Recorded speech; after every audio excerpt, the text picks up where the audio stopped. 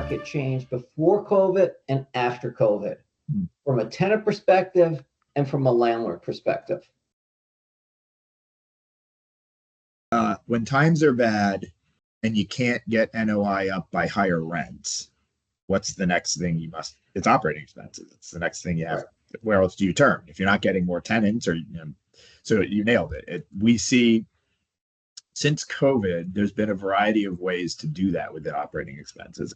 We're not saying that landlords are just fictitiously making up numbers, right? It's not that.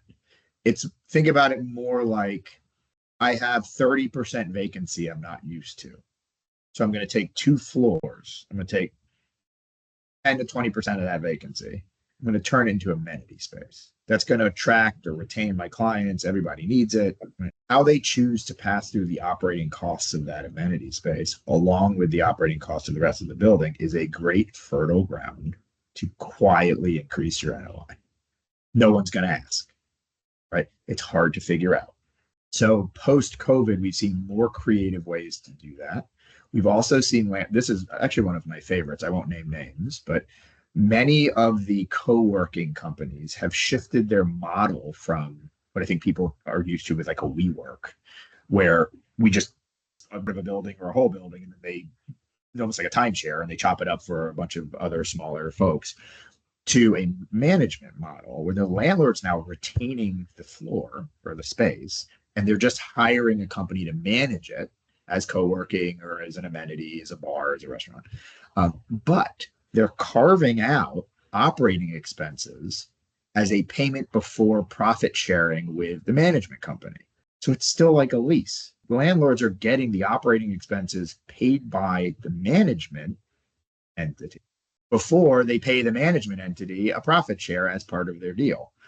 So they're really getting creative as to how to retain some of the money that they using tenants, or they're just not able to, in certain buildings, increase their rent.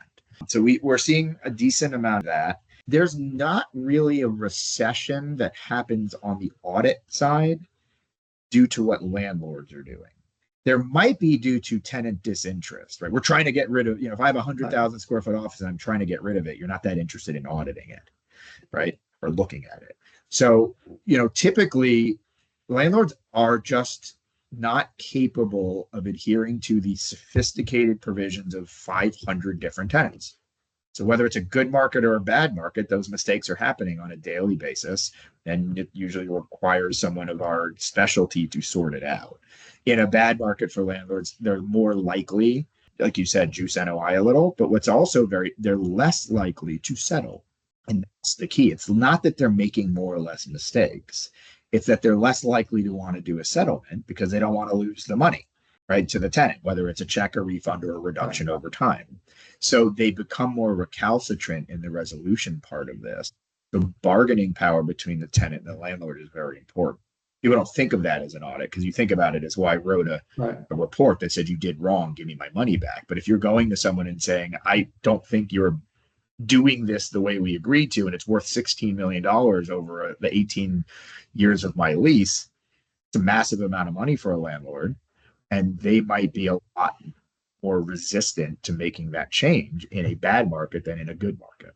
Another auditor once said to me that one of the best times to audit a lease is when there's a change in ownership or management, because the new owner or manager might be using a different formula to calculate the direct operating.